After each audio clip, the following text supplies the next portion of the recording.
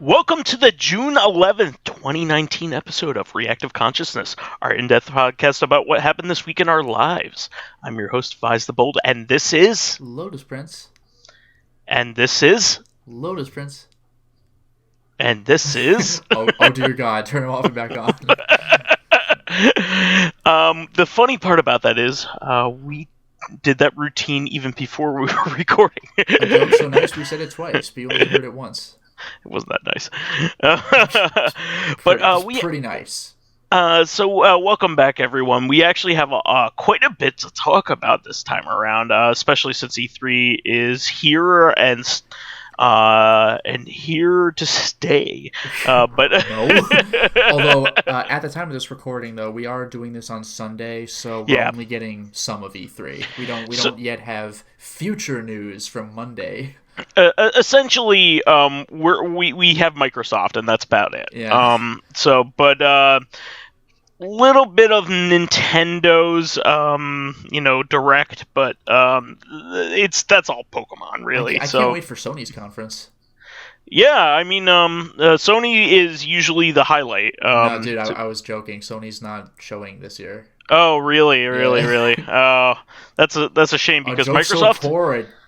So I'm not going to say it twice. I mean, spoilers. Microsoft's was actually better than it has been in years, and it surprised me with the good stuff that's on there. Spoilers, like a day after E3's already over, and 2 days after Microsoft's conference. Well, I mean, spoilers on the conversation, yeah, really. I guess, yeah. But Microsoft actually did a really good job here. They did a lot. They announced a lot of really cool stuff. So I'm gonna get right into that because it's the juiciest scoop we have this week. I like scoops. We don't have enough scoops. It's a scoop, but it's gonna be served up on Tuesday. Whoa! Look at this hot off the presses over here. It's like 2 scoops. But it's late. Yeah, 2 scoops of raisins, but it's a day late. You're gonna have to wait for all the rest of your scoops next week. Yeah, wow! I can't wait to talk about Devolver Digital a week from today. Oh, even though their conference is starting like right while we're recording. Oh boy! But I'm sure they're gonna announce something cool. But Microsoft. I'm waiting for Metal Wolf Chaos. They've already announced they already tweeted out that they're selling like a figure of the mech. So they gotta be announcing a release date, and I believe Special Reserve Games is going to be doing a physical, which I am gonna flip out over when that happens. Well, let's get into it, and then we can move on to that. So Microsoft has a ton of news here, and I might add we are both not very much Xbox people. We barely ever talk about Xbox on the show because, to be honest, it's the least exciting platform. I own an Xbox One, but I use it to play old games. I only ever talk about it. You'll notice it when a backwards compatible game of note pops up, because otherwise it's just on PC, so it doesn't matter. Yeah, and anything that pops up on PC that I'm excited about, I'll talk about too. But there hasn't been a thing in a while that's excited me. But there are quite a few things that surprised me here. So I'll get right into it. First of all, they announced the code name for the new Xbox system, which will be available holiday 2020, and that's Xbox Scarlet. I'm hoping the real name is the Xbox One X360. Some dumbass name. Like, Scarlet's too original and too easy to distinguish between the other systems, so I want something annoying and stupid, like the original Xbox 360 or something. No, that would be a really good name for the system, and you could even like color code it, to be Scarlet, and that would be pretty neat. Maybe it's called the Scarlet because that House of the Dead game is going to be ported onto it. Not a chance. Well, it's all about the entire system is named after the new House of the Dead arcade game. We'll get into this later, but Sega is showing Xbox a little bit of love here. Well, they've done it before. They had a lot of Dreamcast games ported over the GameCube and the original Xbox. Yeah, actually, I would say that the original Xbox and the GameCube were the successors to the Dreamcast, but even more so probably the Xbox, the Yeah. original Xbox and the GameCube. The GameCube got a few like Dreamcast. Yeah, the GameCube got Sonic Adventure, Skies of Arcadia. Xbox got Jet Set Radio, Well, Future, Crazy Taxi. So it got a few games that were destined for the Dreamcast, like Super Monkey Ball 1 and 2, and Billy Hatcher, I think, started their Billy Hatcher. both started their lives as Dreamcast games. Maybe even Virtua. What's that? Virtual Quest. Oh, that. Yeah. Okay. Yeah. So there were some Sega originals that showed up on the GameCube that that were probably in their infancy and destined to be on the Dreamcast, but the Xbox got plenty of titles that were for sure meant to be on the Dreamcast, like Jet Set Radio Future, and Crazy Taxi, like we said, and Gun Valkyrie. Gun Valkyrie. Oh, and I mean, this game actually did come on the Dreamcast, Panzer Dragoon but in America, Orta. Shenmue 2. Shenmue 2, Panzer Dragoon Orta, the Sega Rally games ended up on the Xbox. The Outrun series ended up on the Xbox as well. I forgot about that. Yeah. There are quite a few, and I believe that's because the Dreamcast was a collaboration with Microsoft to begin with. It had Windows CE on it. That's true. It's one of the very few things that actually had that particular OS. And it may have even paved the road for Xbox Live. They probably worked with Microsoft quite a big, great deal on their online infrastructure. I'm sure they did. So I'm sure they built on what they did there and came up with Xbox Live out of that. Oh, by the way, not to mention, I just realized, but Toe Jam and Earl 3 is on Xbox as well. Sure. There were plenty of Sega games that ended up on Xbox, the original Xbox. So their partnership is hard to ignore. But they haven't done much lately together, and they really have come up with something here. But we'll get to that. So the next thing I wanted to say is, along with Xbox Scarlet, they did announce a new Halo game that will be a launch title, which is the proper way to launch a new Microsoft system. Mm-hmm. You need to have a new Halo game, and that is the proper way to do it, and they didn't disappoint. Apparently that looks good. I have not been in the Halo scene in a long time. I played Halo 1 and 2 a lot. But then when Halo 3 came around, I got distracted. So and I've been distracted ever since. But I do love the Halo games. I do. So I'm excited for that. So we'll go from there. Here was a big surprise. They released a trailer for a brand new Battletoads game. It's going to be just as stupidly hard as before, and everyone's going to hate it. And in 20 years, they'll be like, oh, I love the new Xbox Battletoads game. This one actually looks pretty cool. Did you see the trailer for it? Nope. Or the teaser or whatever? No, I haven't seen anything for anything. So it looks similar to the arcade game in that it is a 3-player co-op game. There is, let me see here.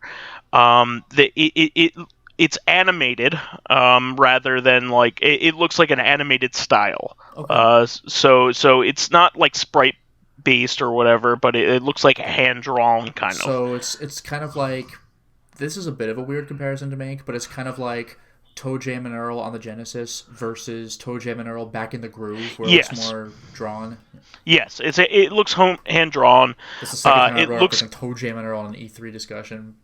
Yeah, no, it looks like a lot of fun. It looks very frenetic. I'm excited for it. I mean, I love the Battletoads games, and I love that Microsoft has embraced them as like one of their like house characters. New Battletoads versus Double Dragon when? That would be awesome. That actually would be awesome. If they wanted that to happen, it could happen, to be honest, because Manila does not care who they give the rights to for the Double Dragon license. So I think they'll be okay.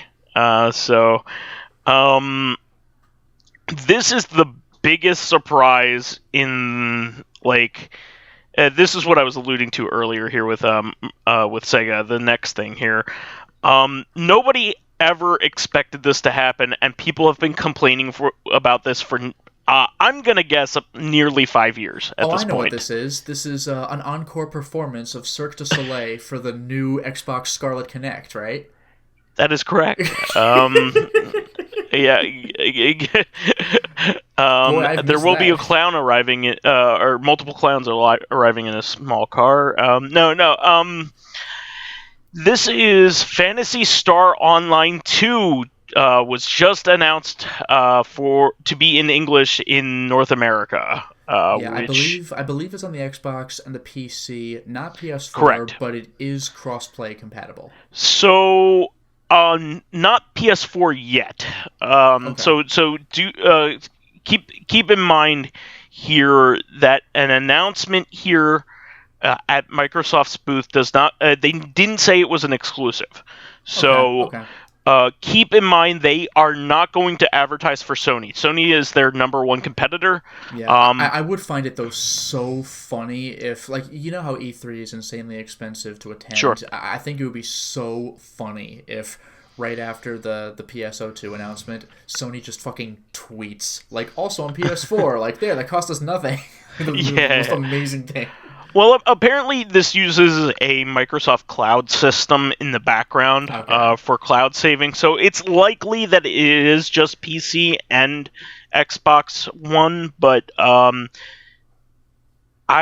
have a feeling that it could go either way with these things, because really Microsoft has become less of an exclusive driver and more of like, hey, we just want to make money either way, so like have at it.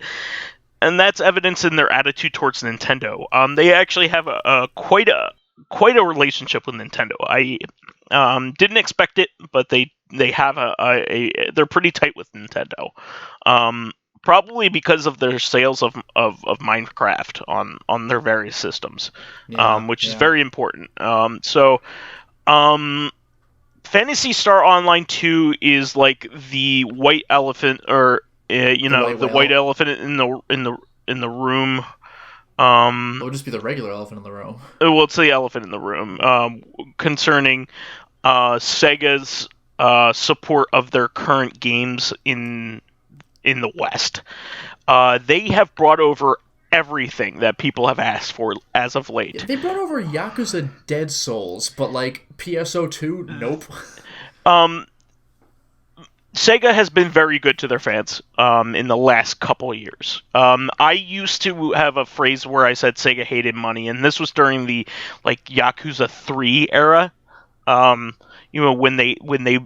you had to beg them to bring over a fan favorite title, and when they did, they would screw it up. Which is what they do with which is what they do with Yakuza 3. And you know what? They kind of did a half-ass job with 4 and 5 to begin with. 4 and 5, really?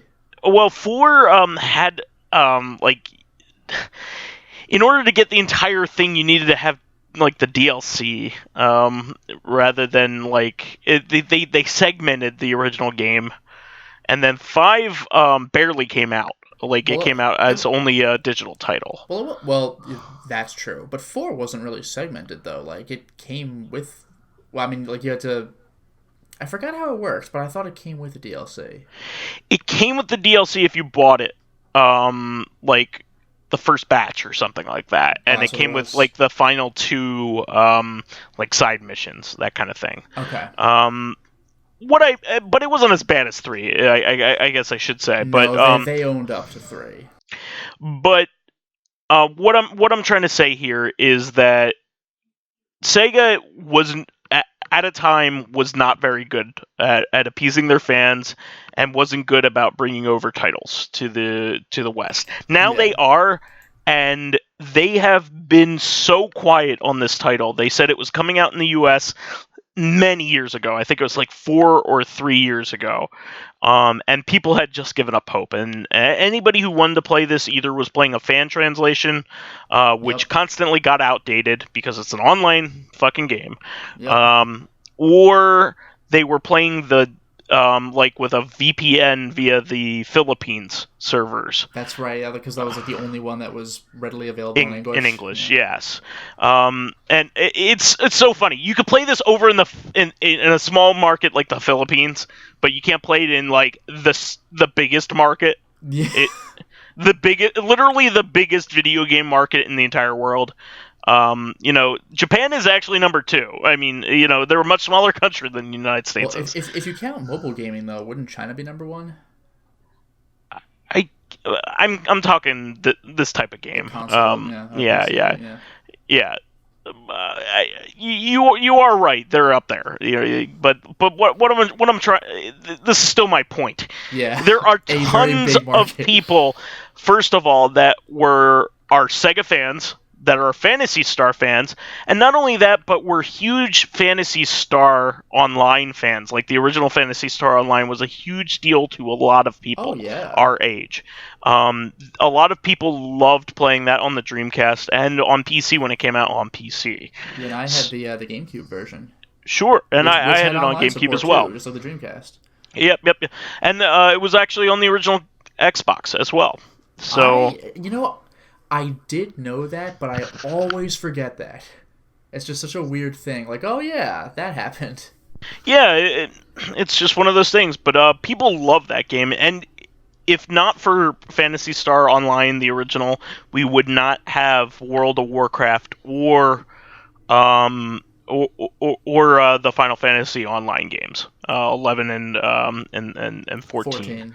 Yeah, so it's an extremely influential game was the first one, and the second one is apparently a lot of fun still. So, especially with Phantasy Star as a property is pretty hot right now because there's a lot of retro interest in the original 4 games right now. Yeah. Mostly due to the re-releases. Yeah, due to the re-releases and exactly, like the collections. By the way, actually, regarding PSO2 though, what really kind of got me is, how Americans keep clamoring for Mother 3 because Mother 3 is showing up in Smash a bunch, and it's like, oh, come on, just let us have that kind of thing. Sure. What got me for Phantasy Star Online 2 is that in the Yakuza Fist of the North Star game, Lost Paradise, when you're driving around, you could be doing that for a while, and it gets old. So you have a couple of tracks on your radio you could listen to, and as you complete certain, I forgot what, or just like find, that's what it was. If you find tapes in the world, then you can increase your radio repertoire, and one of the tracks you can listen to is from Phantasy Star Online 2, and I was just like, God damn it, like, I know we're not getting this game, but, well, never mind. Yeah, this is a huge deal to a lot of people, and we are extremely fortunate that it had come out, and I think it's Microsoft's doing. I think Microsoft pushed for it as kind of, a title that they could be involved with. So thank them for it, like in your thoughts, because this is a beloved, wanted title that I don't think we would have gotten without them. Kind of similar to the Dragon Quest games, and Nintendo's dealings with those. So I think this is a big deal, and I will actually probably play this one because it seems like it's going to be a lot of fun. So I'm not a huge multiplayer guy, but a friend of the show, Retro Gamer from Ireland, is going to be playing it, and with any luck, and I'm pretty sure a couple of our friends will be wanting to play. Mr. Ryu has expressed interest in it, and it's the type of game he would play. And probably Old Man Stompy will probably take a shot at it. Maybe even Pyro. So this is a big deal. This is something that aligns with a lot of our interests. So we know that there's no chance that Lotus will play it, but that's okay. Yeah, like I played a bunch of the original game offline. I don't know how PSO2 works, if it has like a single player campaign or what. But yeah, you know damn well I'm not playing multiplayer because I don't feel like rearranging my entire life to line up campaigns because that shit is just not worth the effort for me. I mean, we had a really good time playing Peace Walker when we played that. You have to admit. Yeah, but that was one other person. That wasn't so bad. Yeah. Well, I think PSO has, or at least the original PSO had groups up to 4, so it wasn't that bad. But 4 is not the tallest order, but that's still a real bitch to get working. Sure. Well, let's move on. But that's a huge deal. So Keanu Reeves is the new hotness right now, and he's in everything and showing up everywhere. But and rightfully so. He's a cool dude. Apparently they hired him to be in Cyberpunk 2077 in some capacity. Yeah, that was weird. Like, I like that they kept that secret too. Like, nobody saw that coming, because why would they? Yeah, it's a pretty cool thing.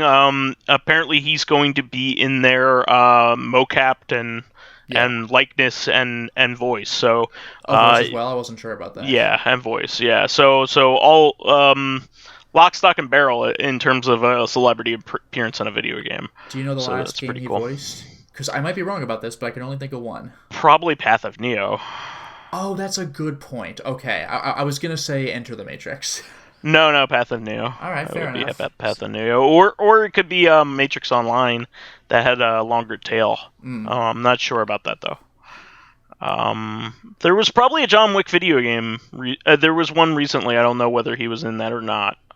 There was a John Wick video game? It just came out like only a little while ago. Okay, yeah. I was like, wow, how have I not heard of this? Yeah, just it's a licensed budget game kind of thing. So, it could be Speed 3. Who knows? But Speed 3. This time it's on a plane, I guess.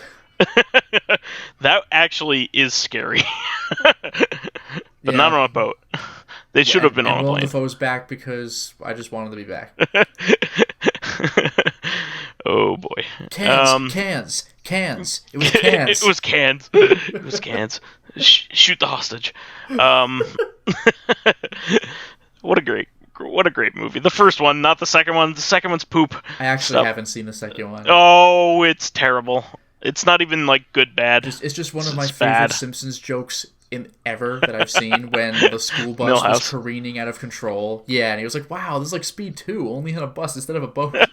Like Speed 2 is his point of He reference. knows Speed 2, but he doesn't know Speed 1. It's like that. It's like the Key and Peele sketch where he eats yogurt. Wow, it's like Go-Gurt, but to stay. It's like that's genius. Like, he's heard of Go-Gurt first, which the name comes from yogurt, but like you somehow didn't know that.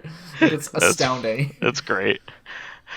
So this was, I kind of felt like this was forecasted in a couple things, but Double Fine announced Psychonauts 2. People have been wanting that for who even knows how long. The closest we had was like a VR game, which was interesting, but it wasn't Psychonauts 2. So that's what I'm saying about forecasting. Usually when they do a smaller project like that, it's to garner interest in a full title. Yeah, it's like the Travis Strikes Again of No More Heroes. Exactly. So that's really cool. I mean, you love Psychonauts, right? Yeah, I 100%ed it. Yeah. And by the way, speaking of which, this was appropriately timed, but Limited Run Games, I think, currently has an open pre-order on a physical version of Psychonauts for the PS4. Sure. Actually, there are a few Limited Run games I want to talk about. I forgot about that here, but this is cool. Especially because I'm pretty sure the headlining the major system that Psychonauts came out for was Xbox, the original Xbox. Yeah, it was Xbox and PS2, and then it later made its way toward PC. PC, yeah, but like it when it came out, it was touted as like looking best on Xbox, that kind of thing. Mm-hmm. So it was definitely one of those premium Majesco games before Majesco stopped doing that kind of thing. It was a cool game. So there was also I think it was the very first Double Fine game, if I remember right. Cool stuff. 100%, but that could be. Cool stuff. Either way. They also announced that there's going to be a Gears of War 5. Yep. They also said that will not be the title. Crank it into fifth gear. I don't know. Yeah, I mean, the Gears games are fun, but they're far from my favorite. I've only ever, I forgot if I told you this, but I've only ever played Gears of War the original, and only for like 10 or 15 minutes, and I beat the game because a friend of mine in high school had come over and he brought over his 360 and he was like, can you help me like beat this one boss, because this one boss is just totally kicking my ass. And I was like, oh, okay. And after a few tries we beat it, and it turned out that was the final boss. Oh, wow. And it's like, oh, well. Because his problem was that like a human is better than an AI helper. Sure. So basically what would happen was he would just spam grenades at the boss to get rid of his shield, and I would just chill over to the side and snipe his head as many times as I could. And like the AI would try fighting, but it wouldn't be as precise. So we actually beat him without, I mean, we did die a couple times, but we beat him without nearly as much effort as it took him single player, which is kind of funny. So it's like, oh, the game's over. Well, there it is. Yeah. Well, I think it's cool that they did this. It certainly tracks with their branding. I would say that Gears of War and Halo are their most important brands to the Xbox. So they are playing this correctly. They are playing this this game correctly, as it were, in riling up their fan base. But they're also getting some fan favorites in there that are very much unexpected. So I really... Well, actually, one thing to point out, by the way, is that Microsoft has also bought Double Fine. So yeah. That's a very important piece of information as well. I think Psychonauts 2 might get a PS4 release, but Double Fine is now a Microsoft property. Yeah, and they also have another one coming up in the announcements as well that is a second party, as it were, right now. So I might as well talk about it right now since I'm bringing it up. So they bought Obsidian, which is a fan favorite developer. Yes. They did Fallout. I always get these confused because both of them, there's Black Isle and there's Obsidian. Obsidian did Fallout New Vegas? So Obsidian is the successor to Black Isle. Oh, well, there you go. But like, because a lot of people, I remember there was talk about Bethesda with its history with Fallout, but like not all of it though, because Black Isle did, I think, like Fallout 2, and Obsidian did New Vegas. Obsidian effectively did Fallout 2. That's the reason behind that. So because Black Isle is the predecessor to Obsidian, like the same people. Yeah, so there you go. Yeah. So when people talk about good old Fallout, they're talking about what used to be Obsidian. Well, yeah, so it's like saying Bethesda has done Doom the whole time. Like, no, hold on 1 second. Yeah. So that's why people really love New Vegas. I mean, they actually love New Vegas because it's good. But it's by the original people that did 2. And Obsidian also made a lot of other fan favorite games. They made the Baldur's Gate games. That's right. Which, by the way, are getting console releases as well. Like 1 and 2, which is like just so mind blowing to me. Yeah. Well, they. So I'm faulty on the lineage here.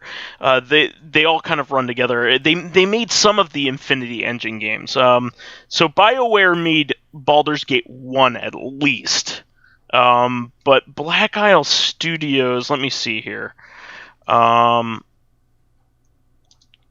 They made one of some of them. So they made Fallout 1 and 2, Planescape Torment, Icewind Dale. That's what it was. The Icewind Dale 1 and 2, Baldur's Gate Dark Alliance 2. Baldur's Gate 2 is called Dark Alliance, I believe, isn't it? No, the Dark Alliance games were the console Baldur's Gate games. Okay. Yes. So the original Baldur's Gate 1 and 2 were by BioWare proper. Okay.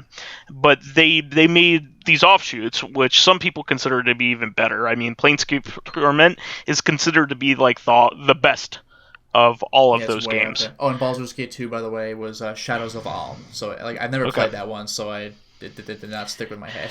So, when Black Isle Studios folded, they then became Obsidian, and Obsidian themselves made a lot of fan favorite great games, including KOTOR 2, Mm-hmm. The Stick of Truth South Park, which is one of my favorites. Alpha Protocol, another one of my favorites. Dungeon Siege 3, which has a lot of fans.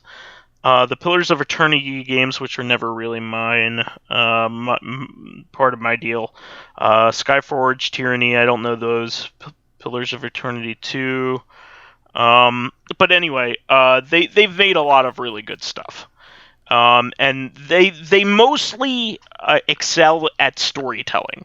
Above anything else, they are known to be janky as hell in their programming, but their Especially story. Alpha Protocol.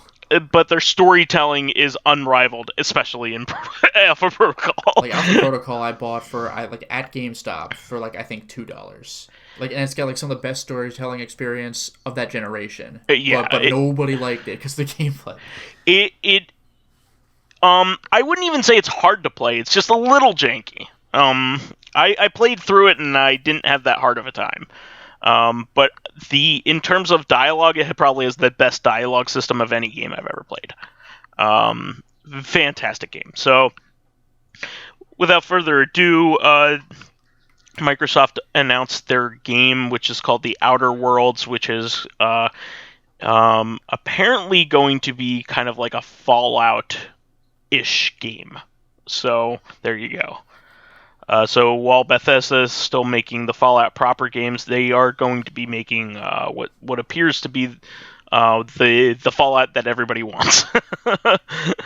So yeah, that's really cool though. I'm excited for that. They also announced a Japanese game which is pretty cool. Tales of Arise. So that's pretty cool. They have. Along with the announcement, of course, they didn't say what other platforms that was for, but Namco Bandai and Microsoft have had a pretty decent relationship. They had Etrian Odyssey, or not Etrian Odyssey, Ephemer. They had that Chopin. Eternal Sonata? Yes, is that it? Yes, Eternal Sonata. They had Eternal Sonata way before the PS3 did. Back in the day, and they also had an exclusive Katamari Damacy game back in the day. Was that Beautiful Katamari? Yeah. Or Katamari Forever. I think Katamari it was Beautiful Forever, I think, was on the PS3. Yeah, so it was Beautiful Katamari. Let me see. They also had Tales of Vesperia that was until recently an Xbox 360 exclusive. So yeah, they've had a very good relationship with Bandai Namco. So that's pretty cool. A new Blair Witch game, which out of fucking nowhere. Yeah, I don't know who asked for that. Maybe they just nobody asked for anything Blair Witch related. Yeah, remember that movie that's 15 years old, and if you watch it now, you'd be like, "Oh, it's okay, I guess." We got a game. Well, there was a new Blair Witch movie that nobody cared about 2 years ago. That's right, I forgot about that. Yeah. There were 3 weird and janky as hell Blair Witch games for the PC a long time ago. There were 3? I just thought there were 2. No, there were 3. So this is the 4th Blair Witch game, which nobody will realize. Yeah. But you know us, our audience knows us. We're into horror games either way. So if you could count, well, at least for the older games, I don't even know if you count those as horror. I tried. I have. They were survival horror-ish. I have a demo disc for Blair Witch 2. It's fucking slow and boring. Yeah, nobody wants that. But whatever. Maybe it might be good. We'll see. We'll see, right? The new one, yeah, probably will be. But the old ones are just what.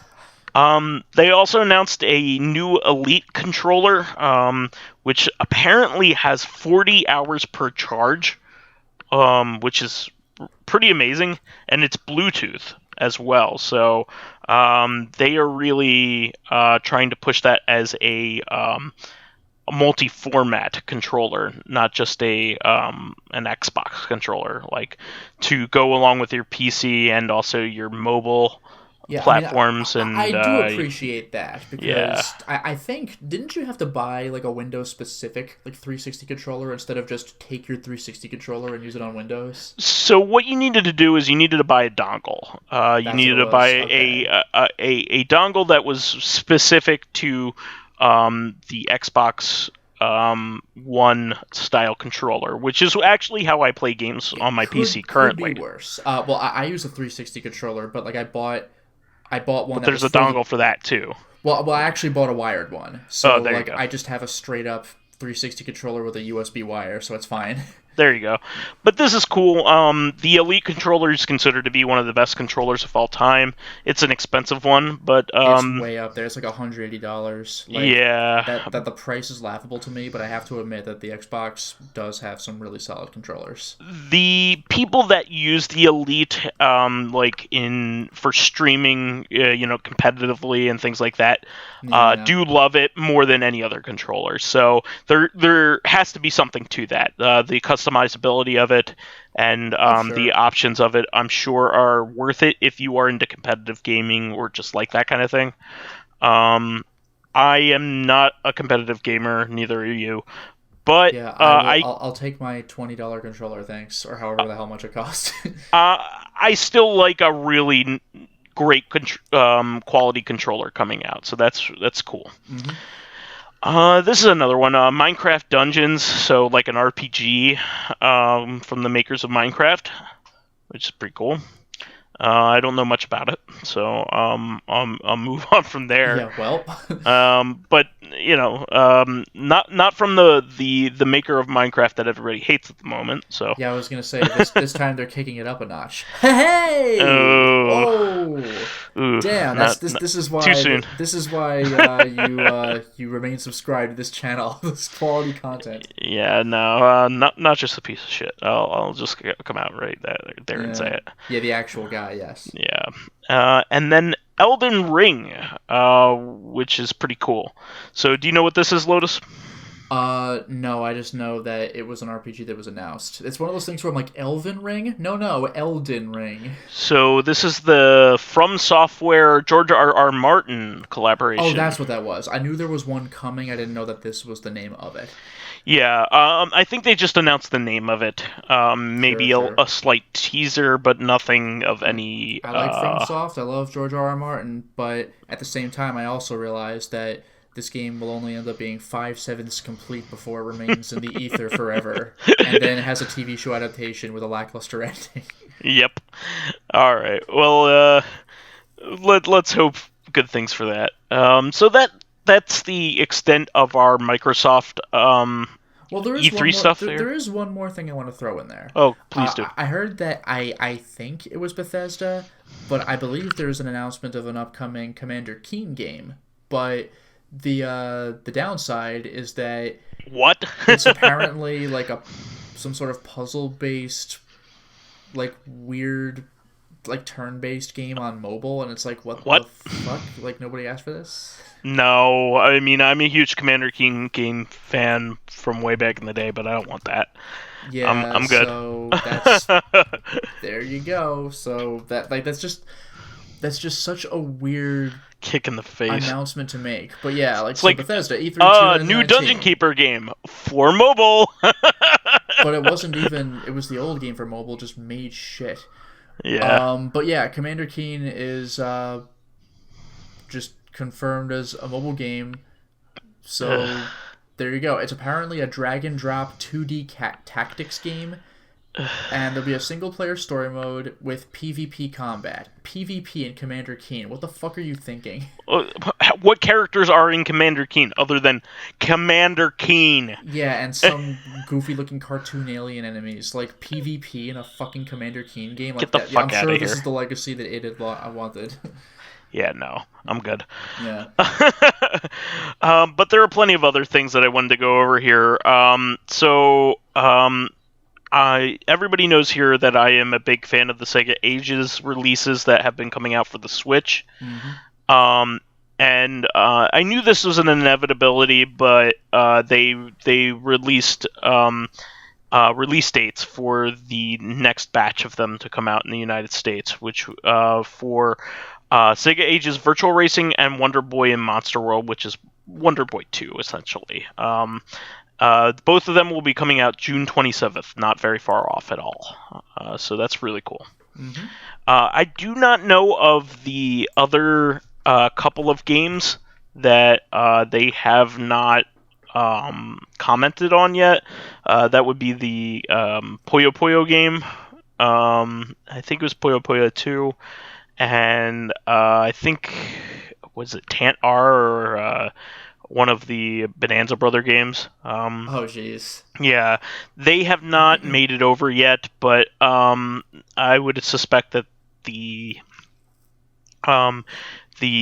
translating of those would be a little bit harder because neither of them had ever come to the United States in any capacity. Yeah, Wonder Boy and Monster World wasn't originally in the arcade in the United States in English, but apparently what had happened was that this was a really cool thing that happened. They unearthed a prototype arcade board that was in English that was to be released but never produced. It's really cool that they keep finding weird stuff like this. Yeah, and that was included in the Wonder Boy collection on Xbox 360, and they did put this out on PS4 as well, I think. But really cool stuff. Or PS3. It was PS3 at the time. Yeah. But really cool stuff that they're putting it on Switch, and they're even modernizing it even further, especially now that Wonder Boy is a popular series again. Actually, probably more popular than ever.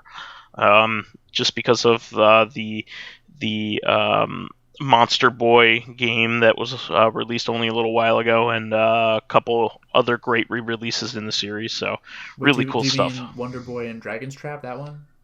No, they're you are right. They did do a remake of Wonder Boy in Dragon's Trap. That was kind of a while back at this point, but it's recent-ish. Yeah, but there was an actual sequel to the series released as Monster Boy. Okay. Which was really cool. Actually, our friend of the show, Kurt Collada, helped collaborate and make that game happen. Nice. It started off as a fan project, and it got officially sanctioned as part of the Wonder Boy series. Excellent. Which is pretty cool. Speaking of, old series continuing, R-Type Final announced a Kickstarter, and it's only a few days away from closing, but it has been funded. So, very happy for this. The shipping is pretty outrageous if you want any physical goods. Yeah, no doubt. It's something like $30 for shipping, which is scared me away from getting any physical items. But it's cool. This is something that we thought was a joke originally, because nobody would actually believe that a real R-Type Final 2 would ever actually come out, and here we are. So that's really neat. Let me see here. Oh, I did want to talk about the Genesis Mini above all else here, so I wanted to have a chunk of time here if we don't get to the other things here on our list. This is phenomenal. We talked about this in our chat earlier this week, but this is so cool. So, the final bit of release items for the Genesis Mini has been released, as well as the Mega Drive Mini for Japan and Europe. Mm-hmm.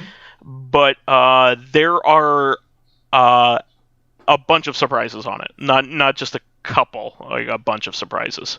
So all regions are getting Dynamite Heady, which is a great Treasure game. Not much of a surprise because Treasure and Genesis games and M2 are all kind of hand in hand. There are former Treasure employees at M2, and they're the ones putting this together. Also, in almost every compilation as of late has had the major treasure games for the Genesis, meaning Gunstar Heroes, Dynamite Heady, and Alien Soldier have been on basically everything, and even Light's Crusader. So that's pretty cool. So Columns 1 will be on all regions.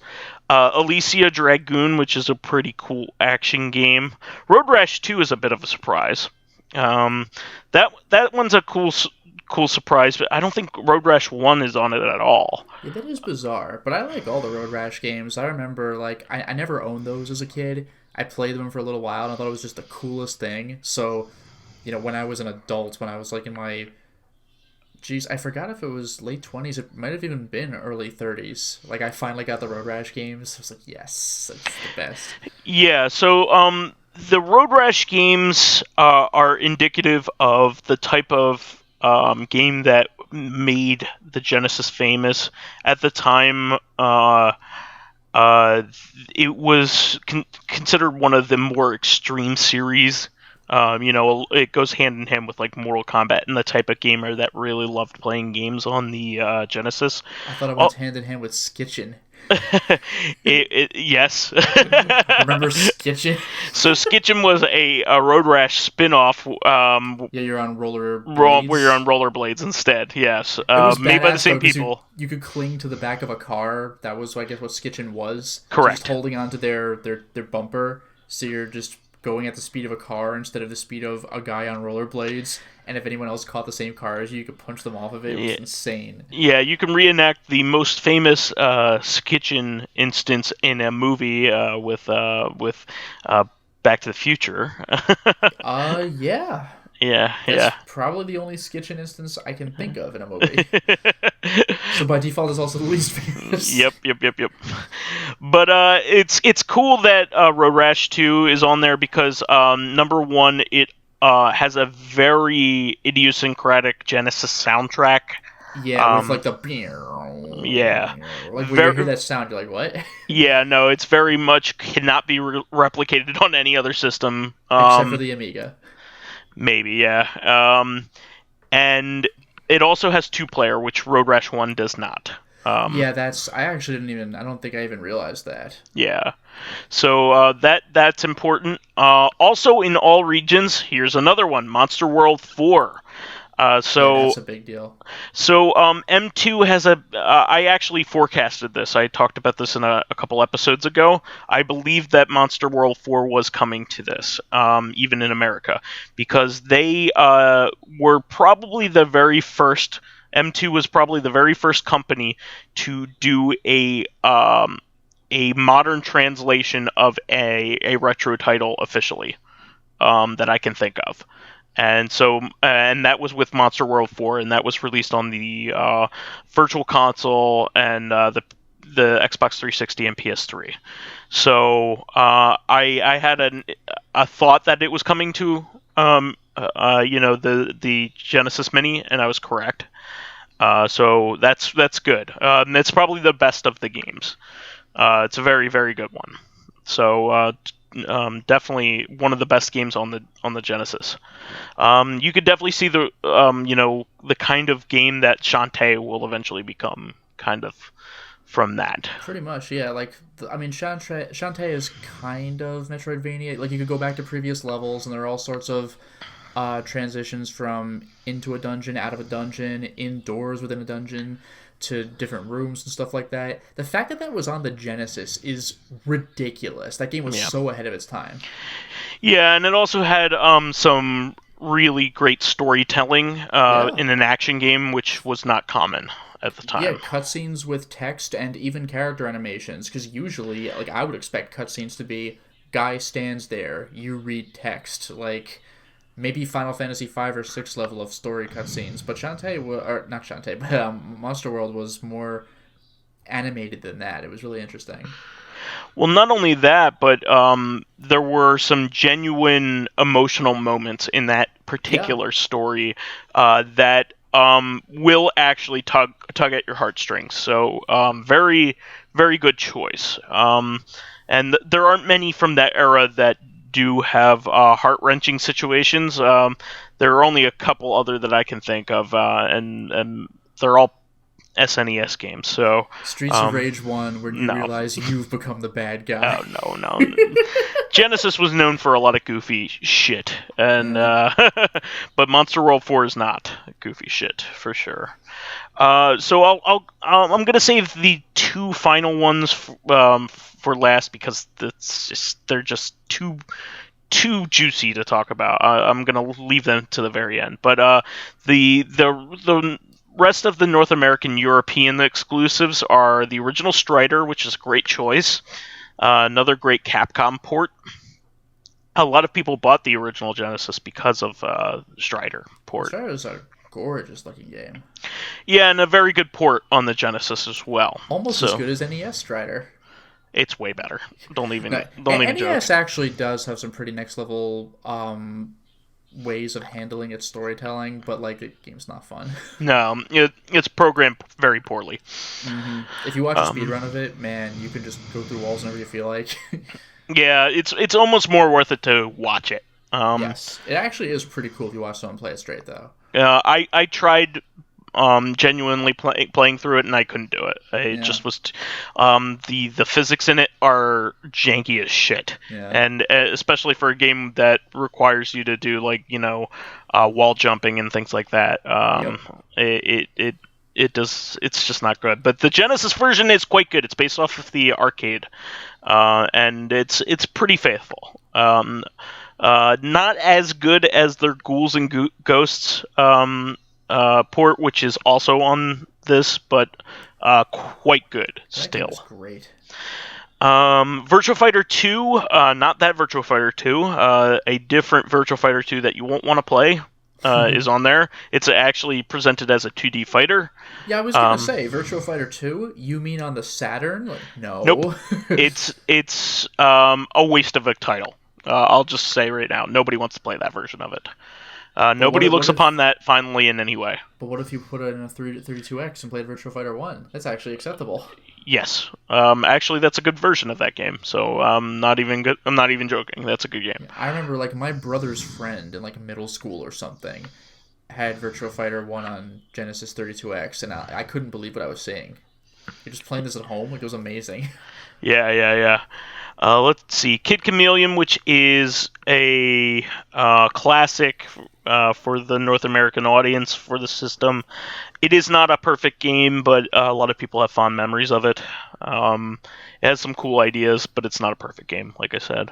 Light Crusader, another treasure game. Also one a lot of people don't associate with Treasure because it kind of has a Westernish look to it.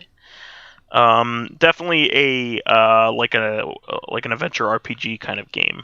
I've never played it, but I hear it's not a pretty good game, and anytime they include any amount of adventure games, RPG games on this system, that's pretty cool, or compilation is pretty cool. And Eternal Champions, which is a surprise, actually. That's shocking, actually. So this is a Genesis exclusive series. There was a couple spin-offs. There was one for the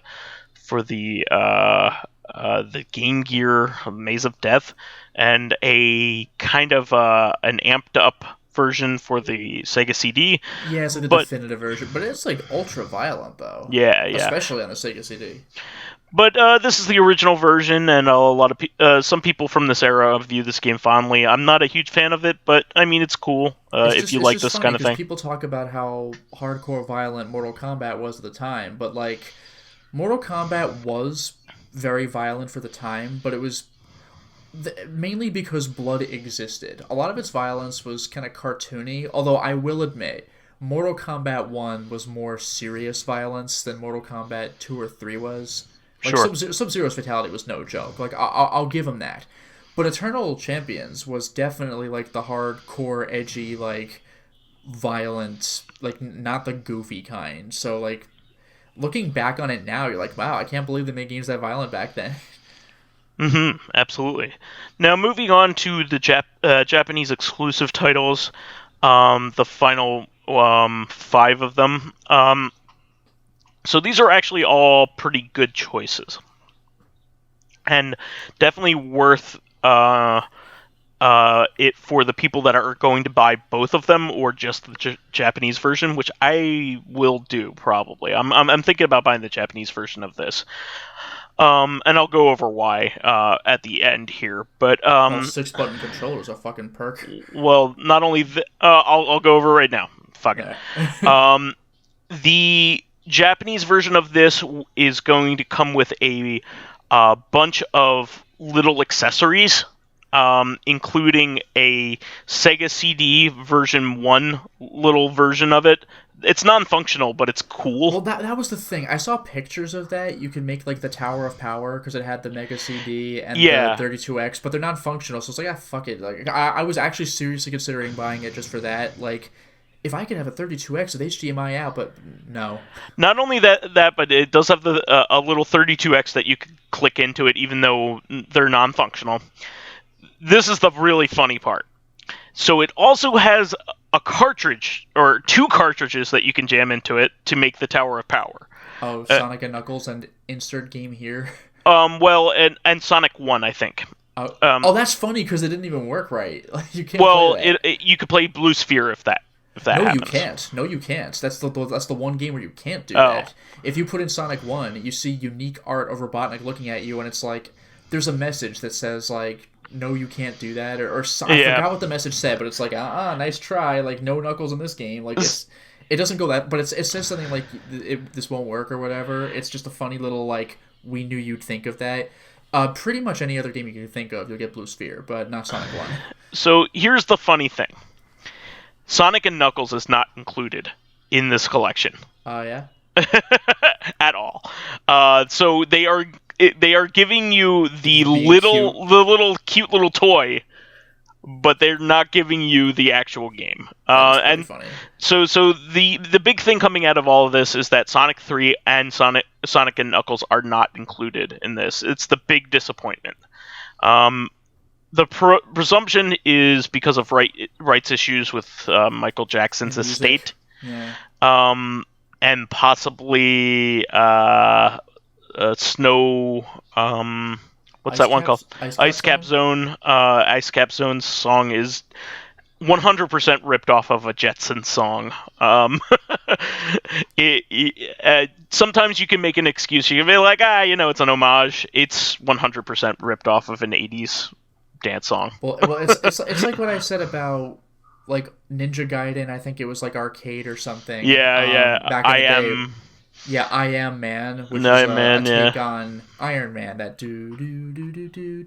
It's way too close for comfort. Like, there's no possible way that it was coincidence. It's like Rainbow Islands also has like Somewhere Over the Rainbow. Oh, come on. Yeah, it sounds like exactly like it. So, that's the big disappointment with this, but everything else they are going the extra mile with on this thing. So I'll continue here just so we can move on. We can plow through it. But this is I'm going to crown this as the crown jewel of these classic systems even before it comes out, because the selection of games is better than any of the other systems and more complete than any of the other mini systems. It's just that good. Nintendo was the only one that came close. Yeah, no, the Super Nintendo one is excellent. They released a game that didn't exist before. It was a prototype game, but they're doing that too with this. So I'll get to that. Mm-hmm. So the Japanese games first. Assault Suit Lanos, which was released here as Target Earth. This is the predecessor to Cybernator. Yeah, America finally did get it called Assault Suit Lanos, but it was like a PS4 budget title. No, that was Assault Suit. No, it was. Oh, okay. I saw it on GameStop shelves, and I was like, I've never heard of this game. And then I looked it up, and it was a fucking Genesis game for $20. I was like, what? I thought that was Assault Suits Valkyrie, which is no, I promise you it was Lanos. Cybernator. Okay, all right. Langrisser 2, which is a sequel to War Song on the Genesis, which is Langrisser 1. Was Langrisser... I might not be remembering this correctly. Was Langrisser one of those games that played kind of like Fire Emblem? Yes. Okay. So you will not be able to play this if you are English-speaking only. Yeah, it's text-heavy. But it is a good game. So that's the only bummer part of it, but it is a good game. Slap Fight, which is one of the best shmups on the system, also a Japanese exclusive, so that's pretty cool. Snow Brothers, which is an excellent port of Snow Brothers, almost like arcade perfect. I didn't realize that the Genesis actually got Snow Brothers. Yeah, it's also one of the rarest games for the system. It commands something like $300 if you want to find a copy of it, and it's also Japan only. It's very rare. It's a great game too.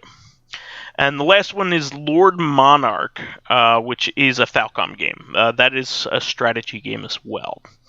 So the final two games are two all-region titles. Both are showing up on all versions of the system, but they are special. Both of these games are very... we're very lucky that we're getting these. So first one is Tetris. Now, you may be asking me, Andrew, or Vise, or whatever you want to call him, asshole. You why is Tetris important? So Tetris on the Genesis may well be the rarest commercial title ever released for a video game console. There are something to the tune of 7 existing known copies, something like that. And it was only released in Japan. This game was recalled because of the rights issues having to do with Tetris at the time. Yeah, I mean that's why Genesis got columns in the first place, isn't it? Like as basically a way to compensate. So the gist of it is that there were the Russians weren't basically wanted to collect any money any way they could. So they weren't very clear on the deals they were making with Western companies with these things. But essentially what had happened was Tetris rights were sold to a bunch of different companies all at once. One of them was Atari. One of them was Nintendo. And one of them was Sega. Atari got the arcade publishing rights in the United States. Nintendo got the console rights in the United States, and Sega got the console rights in Japan, I think.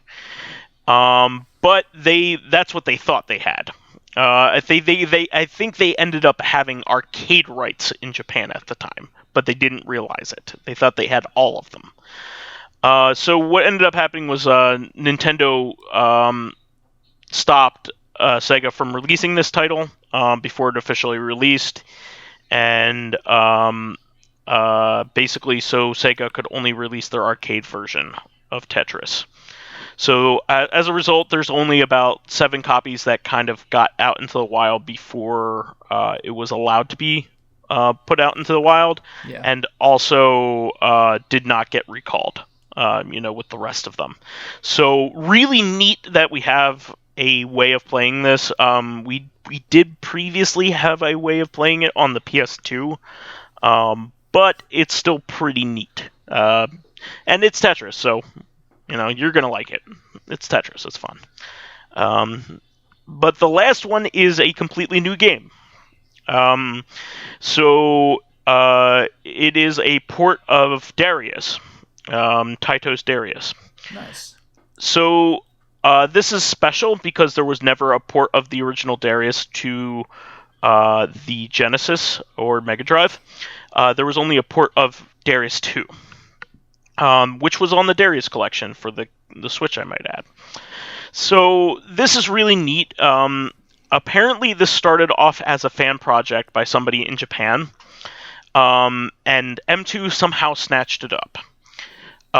There is an assumption that there are 2 assumptions going on that and nobody's really answered ponied up as to what exactly happened, but either M2 liked the work of this fan who was making this game, because apparently he showed test footage of it about a year or so ago, and they bought it up and are helping finish it for the Mega Drive Mini, or if you ask me, it could even be possible that it was part of somebody who was part of M2's staff. That was the fan making this all along, because they've been known to do this kind of thing. They are very passionate over there at the M2 studios. They even made a functional arcade port of a Sega Master System game to an old piece of hardware, arcade hardware, in the form of Fantasy Zone 2, just because they wanted to. And this is the kind of thing that they would be doing. So apparently it is one of the largest Genesis games that you can make. I think it's something like 32 megabytes, when most games are... a big game for the time was an 8 megabyte game. Yeah. This game is an 32 megabyte Genesis game, which is unheard of. Apparently it would have cost like $200 to make this back in the day. Damn. Yeah, it's ridiculous. And it's for an action game at that. Not even just like, most of the big games back then were for things like Phantasy Star 4. Yeah. So if you look at the screenshots of this Darius game, you'd be like, whoa, this looks like unlike anything else that you've ever seen on the Genesis. It is that good looking. The sprite work is unparalleled. It's going to be a really cool thing. I'm excited for it. I'm a Darius fan. I'm surprised that Square Enix allowed them to do it, to be honest, because there's no other Square Enix games on this collection of games, but it's really cool. Really cool that they're allowed to do this, because Square Enix are the holders of the Taito licenses right now. Slapfight might be a Taito game. I'm not sure, but anyway, it's still surprising either way. So I'm really excited. Like I said, I'm probably going to buy the Japanese version of this just to have it, because it's cool. But I'm a huge Genesis fan from back in the day. I have a Mega SG. I have a good way of playing all these games already, and I still kind of want this thing. What about you, Lotus? What do you think about this? I mean, I think it sounds amazing. I don't think I'm gonna end up getting a mini, but I haven't played the Darius series. I'm not invested in it. Sure. But on principle, that's amazing. Yeah, I think for big nerds of big fans of the Genesis in general, this is a really cool thing that they're going all out with. And it's going to be really cool for anybody who remembers playing this back in the day and just wants to play the major games on the collection, because they're going to play it in a really great form, because the emulation is going to be superb. And it's going to play just like they remember it playing, which is pretty cool. I think that's all we have time for this week. I do want to bring up one more thing, because I can do it quickly. Sure. Something kind of amazing happened in Attack on Titan, the anime, and I'm not going to go into plot details. It's just kind of like, in Berserk when they got on the boat, and it took fucking 2 years for them to get off the boat because they just never updated the damn manga. It took once every 3 or 4 months or something per chapter, so it was excruciatingly long to cover what was actually a very short period of time.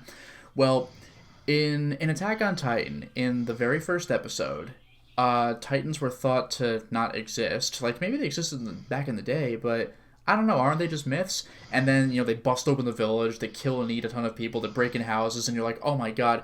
And the main character, Eren, his father says, here's a key, Eren. It's a key to an important thing in the basement.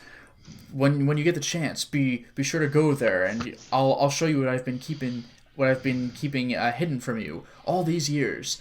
Now, when we had covered this on an April Fool's episode, I think the year before this one, and I had meant, or maybe it was 2 years ago, but I had said that Attack on Titan 2, or Attack on Titan Season 2 coming out at all, I thought was a joke because it was on April Fool's Day, except in Japan it would have been April 2nd. So this almost felt like a joke to me. Today, Sunday, the day we're recording this podcast episode, was the episode where they go into the basement and start looking at what's in there.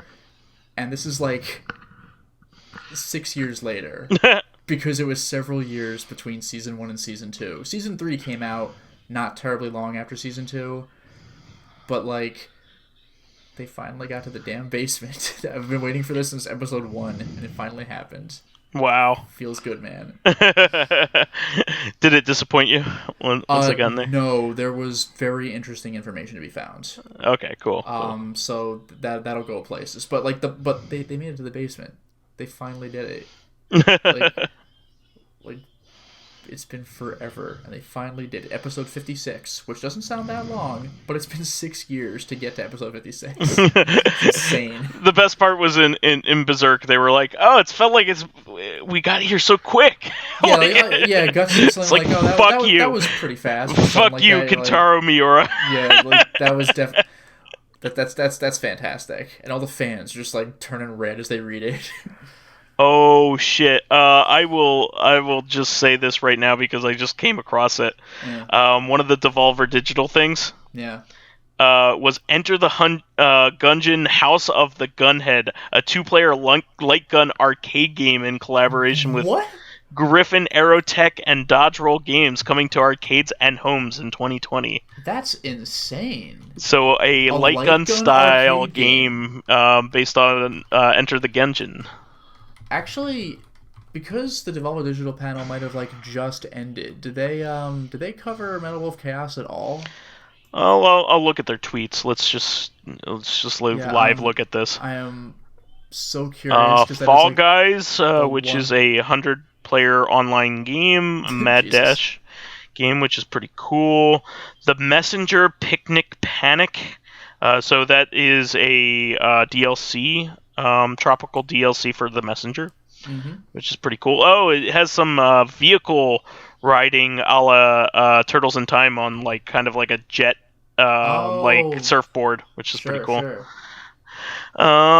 Carry On, reverse horror game where you assume I was sorry. I was thinking Carrier for the Dreamcast. I was like, wait.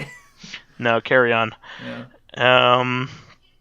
And Devolver Bootleg contains 8 original ripoffs of Devolver Digital games, including Hotline Milwaukee, Enter the Gun Dungeon, Ape Out Jr., and Shooty Boots, which should be down well. Actually, Vice, have you seen like Ape Out? Yes, that's cool. Crazy. Yeah, but Shooty Boots. Yeah.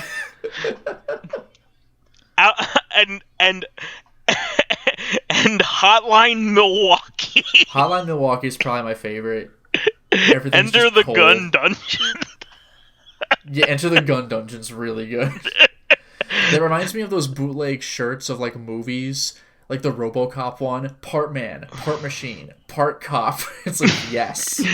No, but this is like 8-bit style versions of all these games, but like in a goofy way, which is in a collection, which is pretty neat. I also like that other movie shirt. The name is James Bond. It's like, yes. Ugh. And Observation, which that game's already on PC, but I think this is the they're pimping it, which is pretty cool. That's kind of like a first-person adventure title in a space station, which looks pretty neat. And I think they also have my friend Pedro coming out pretty soon too. Oh yes, and that looks fucking phenomenal. I can't wait until that game comes out. That's a game I would love to watch a talented person play. I can't wait to play it. My favorite thing that happened so far is he kicks up a frying pan. Oh yeah, and kicks it at some. Like in the direction of some enemies, shoots at the frying pan, and all the bullets ricochet off of the frying pan and down to the bad guys below. Yeah, it's ridiculous. Which is fucking brilliant. I've never seen anything like this. In terms of like, this is like the coolest physics shit plus well, that's the thing. action. That's what I would expect in a puzzle game where you set it up and then it's just that way. It's like the Trials fact that you just plus chuck it there on the fly and just make it happen. That's insane. Yeah, it's like Trials plus a really cool action game, which is kind of neat. It has like these awesome physics moments, which looks unfucking believable. I can't wait. I think you can pre-order that game right now and get a few bucks off right now. I think depending on what platform. I think it's on Switch and PC. I think you can do that right now and get a few bucks off. I might do it for the Switch version if it doesn't. But I'm a little wary of whether it's going to have a lot of slowdown. But who knows? But anyway, that should be the show for this week. We're running a little late here. Please remember to subscribe to the Corrective Consciousness YouTube and Soundcloud pages. While there, please give us thumbs ups, likes, and 5-star ratings on iTunes. You guys have been great the last couple weeks with that kind of stuff. You've been really engaged. Thank you. While there, please give us thumbs ups, likes, and 5-star ratings on iTunes. It helps promote and spread awareness of the show, and any bit of encouragement helps keep the show going. You can also ignore the fact that I repeated that first sentence. You can also catch us on Thursday for our sister podcast, Corrective Consciousness, the podcast where we explore the inanity of pop culture. This week we have a really cool tribute to the Nintendo 3DS.